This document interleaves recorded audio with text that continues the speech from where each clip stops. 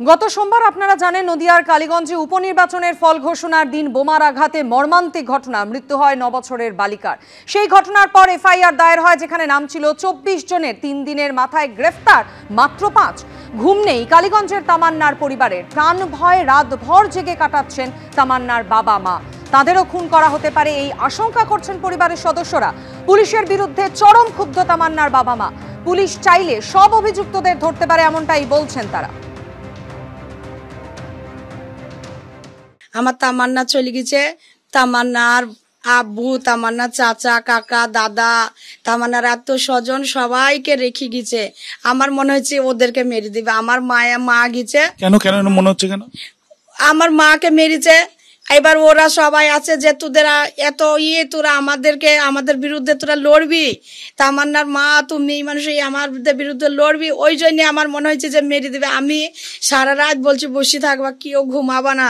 পুলিশকে বলছে আসো, এসে এখানে বসো। সারা রাত জেগে রয়েছে? সারা রাত জেগে বসে আছি উঠানে। ওখানে চৌকি পাতা আছে, ওখানে সবাইকে বলছে ওখানেই বসে থাকবা, কেউ বাড়ি ঘুমাবা না, কেউ কোথাও যাবা না।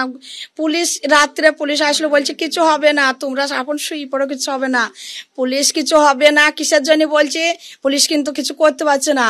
পুলিশ এখন পর্যন্ত গ্রেফতার করতে পারেনি তাদেরকে। যদি বলতো যে সবাই ভিতরে ঢুকে গেছে, তুমি নিশ্চিন্তায় থাকো, তাহলে নিশ্চিন্তায় থাকতাম। ওদের আমরা ফাঁসি দেবো, তাহলে নিশ্চিন্তায় থাকবে। এত প্রশাসন, তারপরে আমার মাকে কোথায় এসে মেরে গেল? আমার মাকে মেরে গেল বাঁশতলার ভিতরে। আমার বাড়ি, আমার পুরানো বাড়ি বাঁশতলার ভিতরে, সেখানে এসে আমার মাকে মেরে গেছে। ওই প্রশাসন ছিল, সারা রাজ্যে পুলিশ আছে, তারা কিছু করতেই পারেনি, তারা ঠেকাইতে পারেনি। তারা এখন পর্যন্ত সেই ঢিলেই চলছে। এখন পর্যন্ত উপর মহলে যে পুলিশ যা আছে সব ওই ঢিলেই চলছে। মানে এখন পর্যন্ত সেই আসামিগুলাকে কোনো ধরার কোনো নাই, ধরার ব্যবস্থা থাকলেই ধরতে পারে। আমি আদালতের যে আমি বলবো, আমি জানাবো যে আমার সেফটি, আমি আর সেফটিটাই তো হচ্ছে না।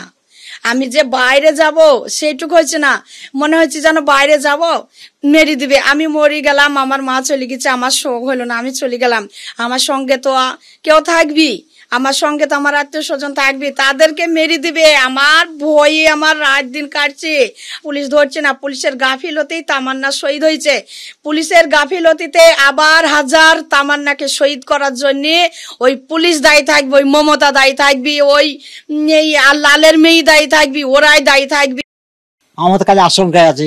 কালকে রাত্রেবেলায় কালকে মোবাইলে দেখি যে কত গালগালাজ করছে, যে ছেলে এবার মেয়েকে মেরেছে, এবার ওকে মারবো, এরকম কথা। আবার মানুষ কতটা আতঙ্কিত এই বিষয়টা শুনে? তো আতঙ্কিত, বহুত আতঙ্কিত আছে মানুষ, সবাই আতঙ্কে আছে। বুঝলি তো, রাত্রিবেলা কালে সিবিআই তদন্তের দাবি করেছিলেন আপনারা? অবশ্যই করেছিলাম। হ্যাঁ, এখনো চাচ্ছে সিবিআই তদন্ত হোক।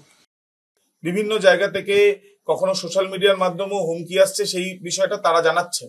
কিন্তু তাদের যেটা বক্তব্য, যে এই যে তামান্নার ঘটনা ঘটেছে, আবারও হামলা হতে পারে, সেই আশঙ্কাই তারা করছেন। যদিও আদালতের দ্বারস্থ হবেন পরিবারের সদস্যরা জানাচ্ছেন, এবং সিবিআই তদন্ত চাইছেন। গাফিলতির কথা বলছেন পুলিশের।